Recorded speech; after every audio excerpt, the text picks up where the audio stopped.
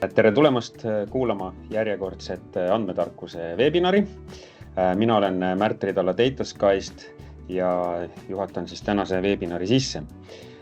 Täna on meil külas Madis Lait, kes on Tuko Hotelsi juhatuse esimees ja räägib meile siis, kuidas andmetega hotelli juhtida. Tere hommikust ka minu poolt. Täpselt nagu Märt ütles, et juhin Tuko Hotelsi hotelle ja täna räägin siis, et kuidas külalislahkuses tegelikult on väga palju andmeid või väga palju ka andmeanalüüsi, mida võib-olla igapäevakülalised ei hoomagi või hotellivälised või restoranivälised inimesed ei mõtlegi, et kui palju me suudame tegelikult ka nii-öelda siis andmeid kasutada igapäeva juhtimises. Aga väga lühidalt, Tuko Hotels juhib 3 rahvusvahelist hotelli ja mõnda teist projekti, mis on nii-öelda siis tulemas, aga meil on 190-toaline Ibis Tallinn, 125-toaline Mövenpick hotell Tallinn ja 122-toaline Ibis Styles Tallinn. Ja kõik kuuluvad Accori rahvusvahelisse ketti ja on siis frantsiisidega siis nii-öelda juhitud.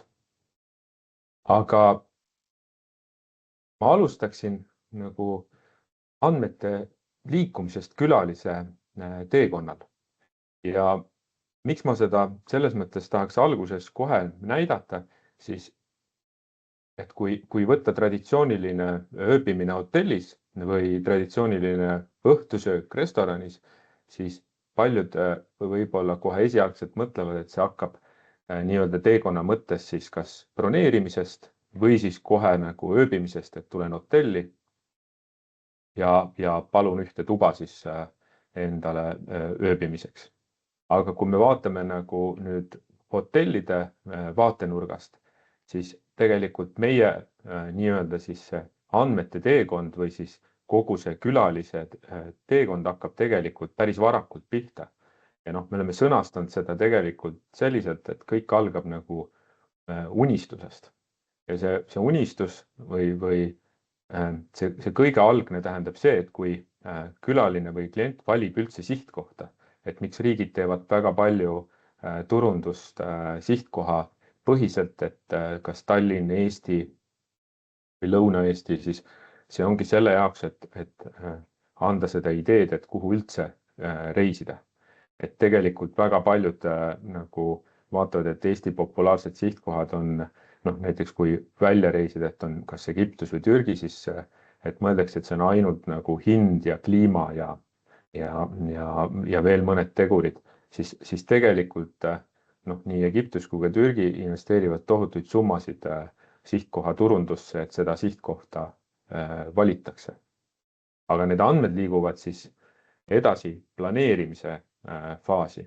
Ja planeerimine on siis, ma arvan, me igaüks teame, kuidas me planeerime reise, on see ärireis, on see nii-öelda puhkusereis, siis me vaatame hindasid, me otsime otsingumootoritest, et mis seal sihtkohas veel teha on, erinevaid hotelle, vaatame tagasisidet, proovime mõista, kuidas kuupäevad kattuvad lennuaegadega ja siis jõuame sinna broneerimise faasi.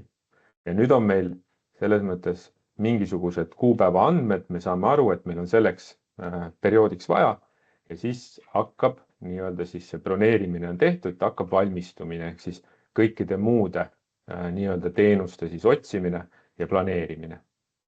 Ja nagu te näete, siis alles 5. etapp on see, et kus on siis hotelli jaoks reaalne ööbimine, kus siis külaline tuleb ja kasutab siis seda teenust, mille eest ta siis on maksnud. Ja peale seda, kui külaline lahkub, siis sealt omakorda tuleb andmete mõistes see, et on arvustused, see, et on vaja aru saada, et kas see külaline on veel tulemas tagasi, sest et siis on järgmine etapp, ongi korduv külastus. Ka hotellide ja külalislahkuse äris on tegelikult kõige parem klient on ikkagi korduv külastus tegev klient. Ja lõpus on siis toetamine ja see tähendab seda, et see on siis brändi ja sihtkoha ja hotelli nii-öelda siis tugevstamine, et noh, et ta tuleks tagasi ja et tal jääks nagu hea suhe ja hea arusaamine siis sellest külastusest. Aga kui ma lähengi nagu selles mõttes nüüd natukene rohkem detaili ja räägin sellest unistuste faasist ja ma räägin seda siis hotelli vaatenurgast, et kuidas me siis näeme seda. Me kasutame, ma vaatasin järgi, me kasutame kuskil 15 erinevat nii-öelda siis tööriista. Ja tööriista siis on see, et me nii-öelda ostame sisse siis erinevaid teenusepakkujaid, kes müüvad meile erinevaid andmeid. Ja see unistuste nii-öelda siis faasis, kus kui ma võtan vabaduse, ütlen, et teie, kes te vaatate seda webinari, olete need kliendid ja mõtlete, et te lähete nüüd puhkama või ärireisile ja olete nüüd otsinud kas siis Google'is, TripAdvisoris või siis Skyscanneris lennupileteid, siis kõik need otsingud, mis te olete teinud, need on nii-öelda mulle nähtavad. Ma ei näe muidugi loomulikult isikustatud andmeid, aga me näeme, et kui palju inimesi otsib. Ja kui vaadatagi seda tabelit, et mida me siis näeme, et me näeme siis, kui palju, mis riigist inimesed otsivad mitmeks ööks ja mis hindasid nii-öelda siis on saadaval. Mis me nende andmetega teeme, on see, et me lihtsalt vaatame, et mis kuupäevaks on see huvi suurem võrreldes teiste kuupäevadega. Ja siit nagu nii-öelda tuleb välja ka see, et näiteks ongi konverentsid, on mingisugused suuremad pidustused, milles me ei ole teadlikud, mis ei ole võib-olla avalikud, aga me teame, et näiteks huvi on suur. Või näiteks ongi, et me näeme, et juulis, augustis või isegi septembris huvi kuskilt riigist on väga suur, sest et lennufirmad teevad mingil perioodil kampaaniaid, mida nagu selles mõttes on hotellil raske teada või isegi raske näha, sest et need on sihitud kuhugi kindlasse riiki.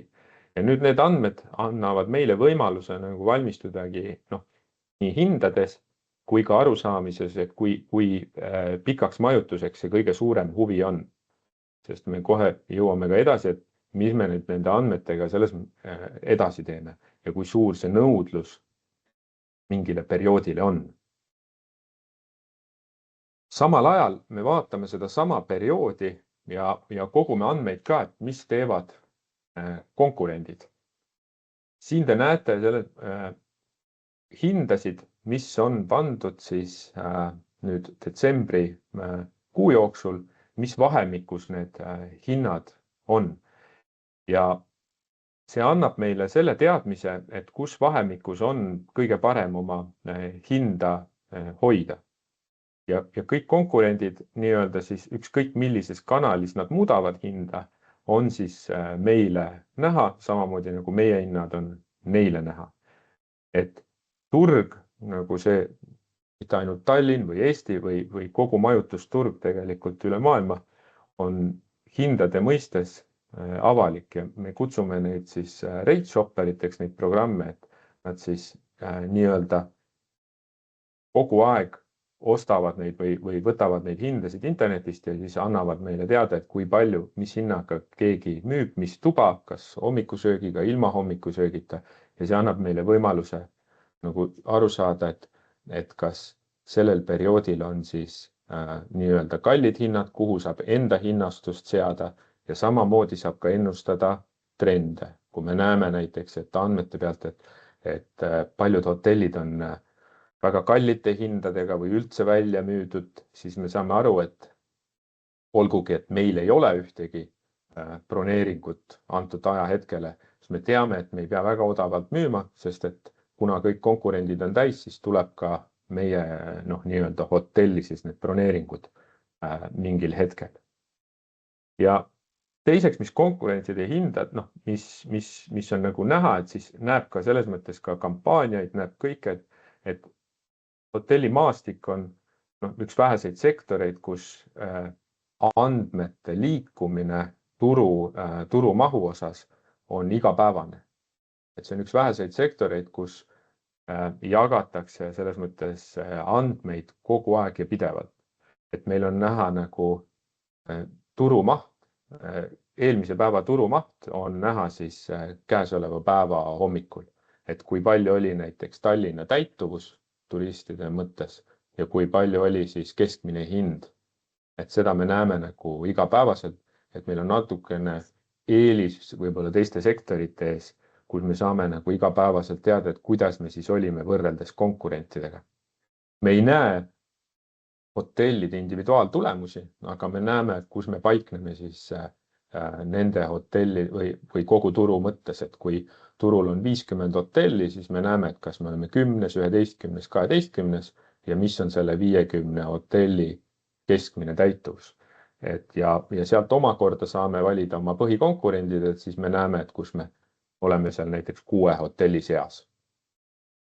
See annab meile kogu aeg ka võimaluse aru saada, et kas meie strateegiad töötavad ja seda igapäevaselt ja iganädalaselt, et kas see müük ja kas need turunduse nii-öelda ülesanded või strateegilised nii-öelda liigutused, mis oleme teinud, et kas need on nüüd reaalselt ka siis toiminud ja kas need toovad siis ka meile nii-öelda siis külalisi sisse.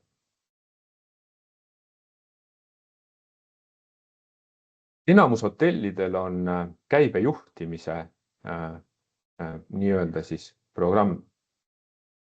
Seda nagu tänases kontekstis väga palju reklaamitakse, et see on nii-öelda siis AI ja see siis juhib seda, et ma võib-olla nii kaugele ei läheks, et ta nüüd mõtleb erinevaid nii-öelda siis võimalusi välja, aga ma võib-olla natukene tulen tagasi, kuidas see kõik alguse sai, et 80-ndatel lennufirmad tutvustasid sellise hinnapoliitika USAs oli American Airlines, kes tõi sisse siukse termini nagu opportunity price ehk siis vägivaldselt tõlgendades, et võimaluse hind.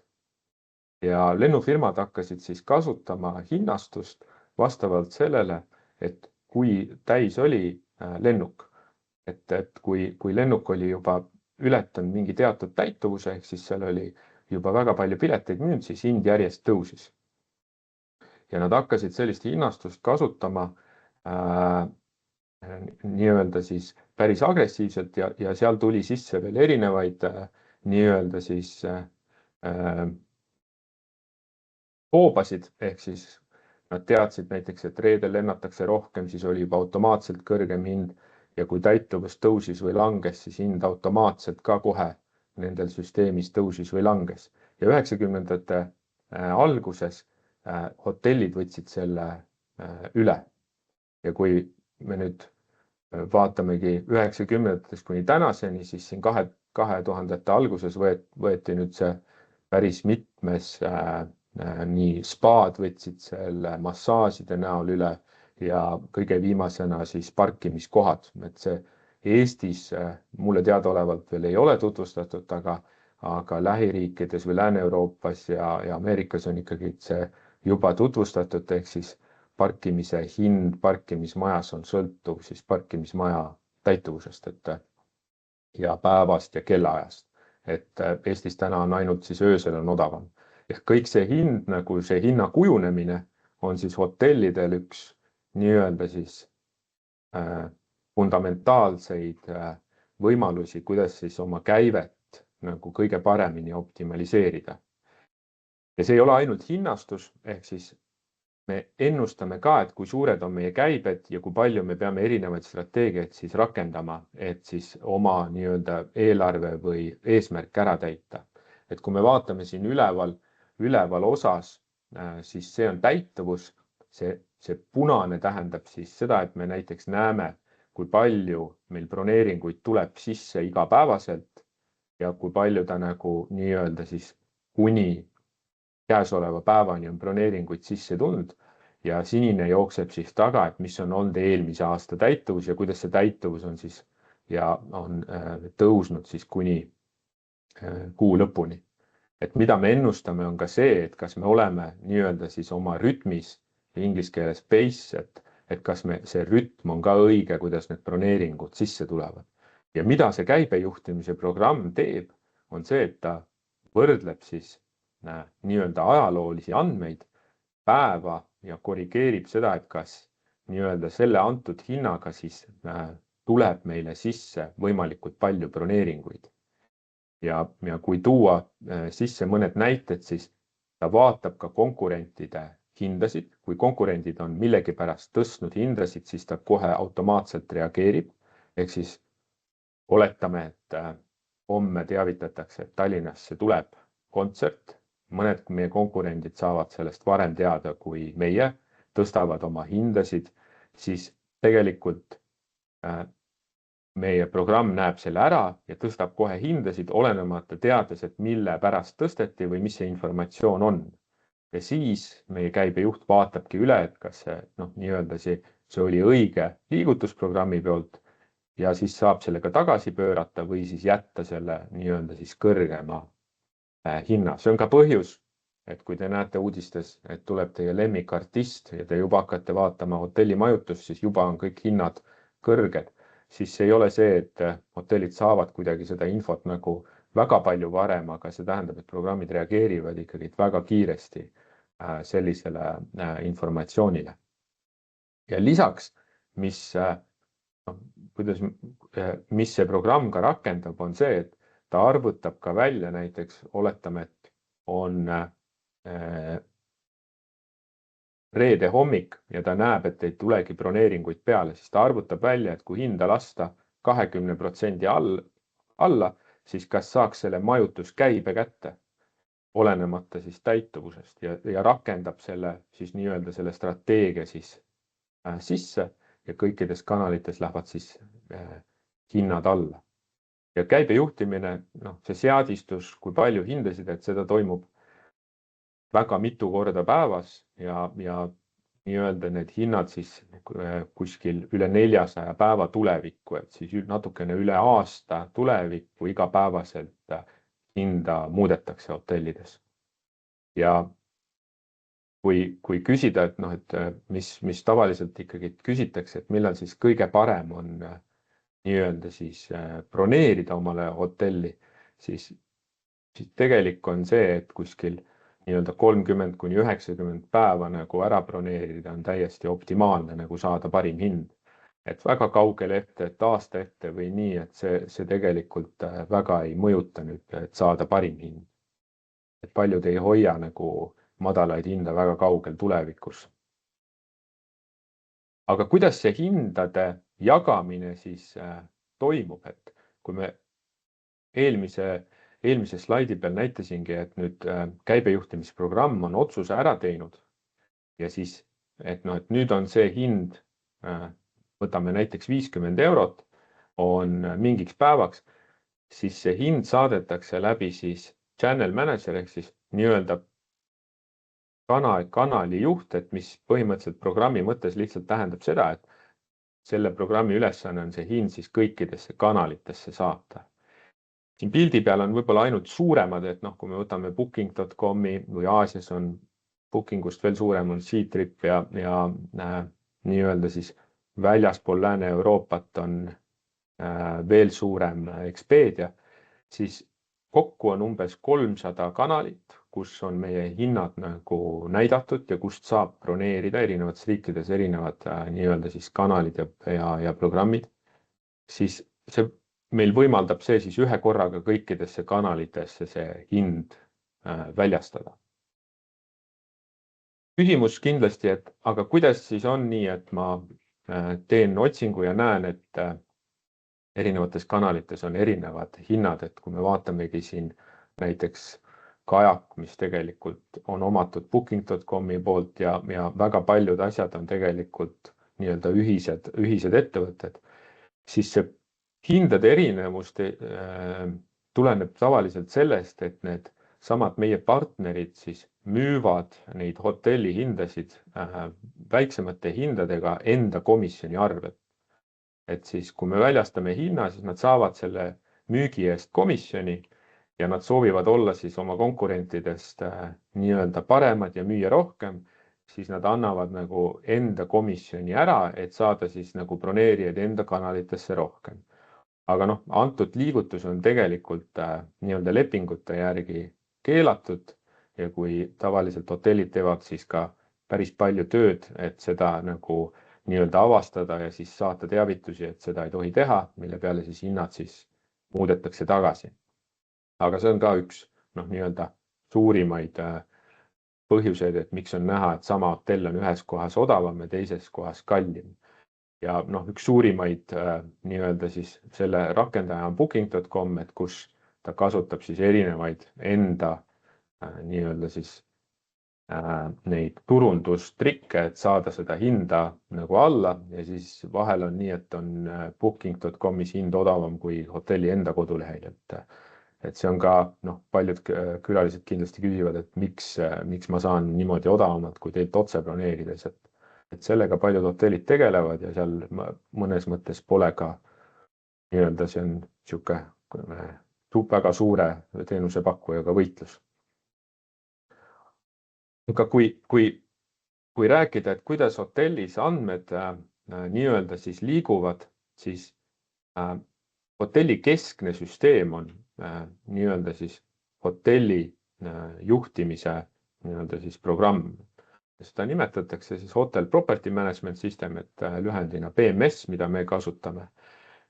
Ja tema põhifunktsioon on see, et kui külalised saabuvad või lahkuvad, siis kogu need andmed jõuavad siis sinna. Aga tegelikult, mida ta veel teeb, on see, et ta annab siis igasse kanalisse nagu kogu aeg infot, et sealt me saame oma raportid, sinna lähevad restorani nii-öelda siis käibed, tulevad tagasi restorani käibed sealt ja omakorda liigub sealt siis seesama info edasi-tagasi, et mis on hinnad, mis on külalised, kes tulevad, kes on külalised, kes lahkuvad ja need omakorda siis liiguvad läbi siin vasakpoolselt näha see channel managerid liiguvad siis nii-öelda igale poole veebi lehekülgedele.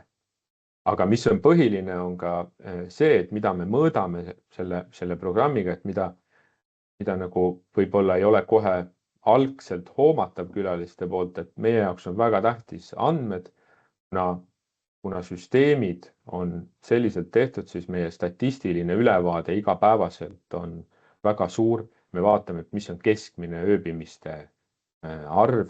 Me vaatame, et kui palju oli keskmine kulutus restoranis, mis kellast kellani oli kõige rohkem sööjaid. See annab meile nii-öelda selle võimaluse, et me teame, kuidas planeerida tööjõudu, sest et me oleme tööjõu planeerimises kõige nii-öelda siis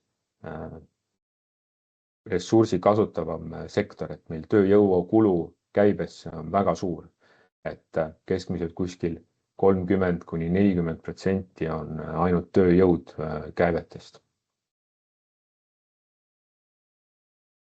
Lisaks, mis andmete mõistes ma toon välja, on see, et meil seesama nii-öelda siis hotelli juhtimise programm annab andmeid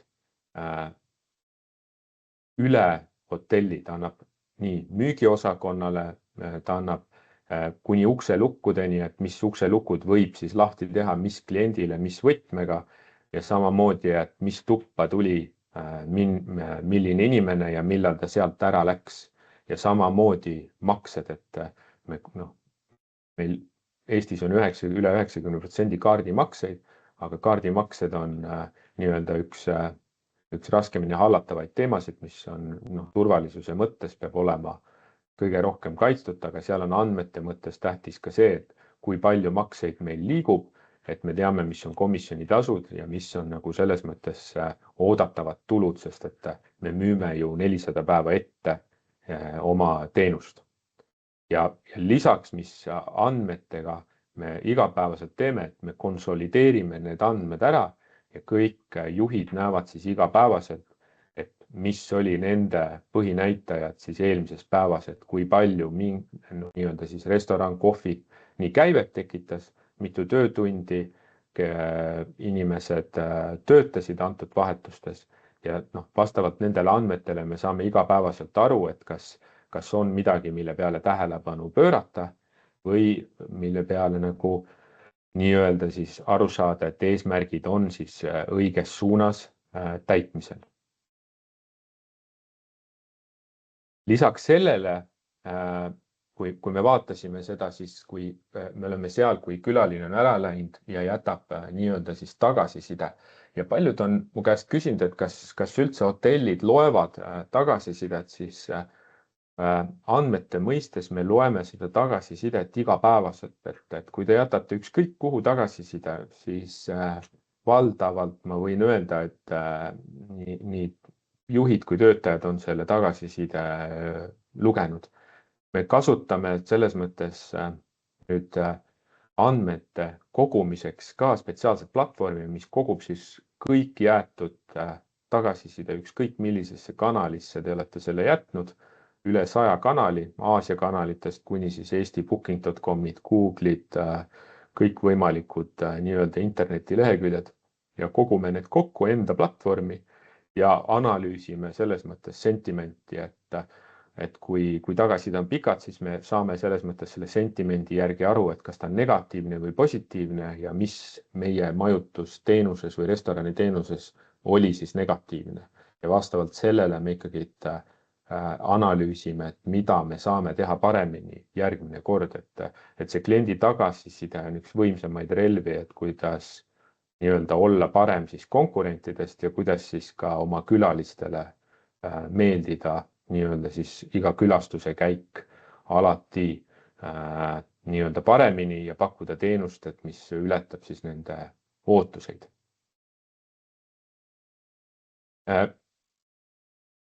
Ja kokkuvõtvalt võib-olla nagu selles mõttes, et mida andmetega veel, mis on nagu võib-olla täiesti hoomamatu, siis me oleme ka energiamahukas või energia nii-öelda ressursi kasutajate mõttes üks suuremaid sektoreid, mis puudutab siis ka elektrit, vett ja kütet, siis me kasutame ka selle nii-öelda siis jälgimiseks ja niimoodi opereerimiseks ka AI-d, ehk siis kui te nii-öelda öösel restoranis ventilatsioon läheb alla, siis tegelikult me muudame 400-500 korda päevas nii-öelda siis neid set point'e, et kas temperatuure, ventilatsiooni kiirust, me kütame ruume või ventileerime ruume rohkem, kui elektri hind on madalam ja kui me teame, et järgmine tund on elektri hind kõrgem, siis ventileerime vähem näiteks üldalasid. Sellega suudame nagu nii-öelda väga palju hoida kokku ja see optimeerimine käib 10% piires, et keegi hotellitoas ventilatsiooni välja ei lülita või see ei ole nagu külalise poolt tegelikult tajutav, aga ta on tajutav nagu selles mõttes tarbimise mõttes ja need kokkuhoiud on päris suured ja siit me saame ka selle, et kui külalisi toas pole, siis osadel hotellidel on ka mahuandurid toas, et kui kedagi pole, siis lülitatakse välja ka nii-öelda jahutud või küte selleks ajaks. See annab meile omakorda nii-öelda siis andmed kasutusest, et kui palju me nagu nii-öelda oma hoonet kasutame ja mis on selle kulumise määr. Aga see oli ülevaade siis nii-öelda meie hotellide, et kuidas siis külalislahkuse sektoris kasutatakse siis andmeid. Ja meil on ka üks küsimus. Küsimusi saab veel esitada. Ja küsimus on Anna-Greta Veersalult ja küsimus on, et kas näiteks menüüde muudatusi tehakse ka andmepõhiselt. Näiteks milline on ühe roa omahind ja palju seda ostetakse ja selle pealt näiteks tehakse muudatusi. Meil on terminoloogia väga hea küsimus, et on menu engineering, et peale oma hinna ja peale seda, et väljamüügi hinna me vaatame, et kui palju seda rooga loomulikult müüakse, mis ajahetkes müüakse. Kui me seda rooga ei ole ennem nagu pakkunud, siis nii-öelda analüüs käib siis ka täiesti retsepti baasil, et mis asjad seal retseptis on ja kui palju need hinnad on, et sinna läheb ka väga põhjalik analüüs ja omakorda, et palju kui järgmine kord restorani lähete, et menüüasetusse teeme ka analüüsi, et kus asetseb, mis hinnaga, mis toode ja kui palju seda müüdakse, et sellepärast on ka veinid hinnastatud, alati näete kallimaid veine, sellepärast et siis tunduvad need teised hinnad odavamad. Kahjuks.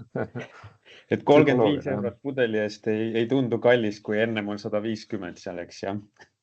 Täpselt nii on, jah.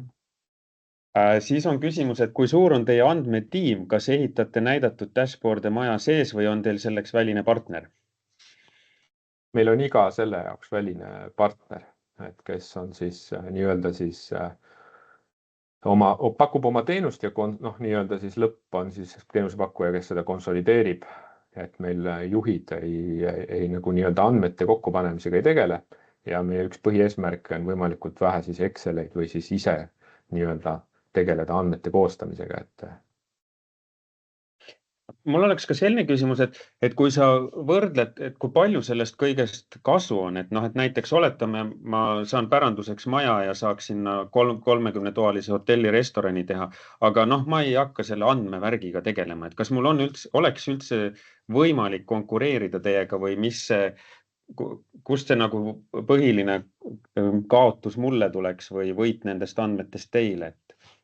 Ma arvan, et isegi kui on 2 külaliskorterit või 1 külaliskorter, et andmete tähtsus on see, et ma küsingi, et kui kaua sa koristad oma seda korterit, et kas sa tead, et palju professionaalne koristaja peaks koristama seda, et kui sa võtadki kellegi seda koristama, et kui ta ütleb, et 5 tundi koristan, aga tegelikult peaks 2 tundi.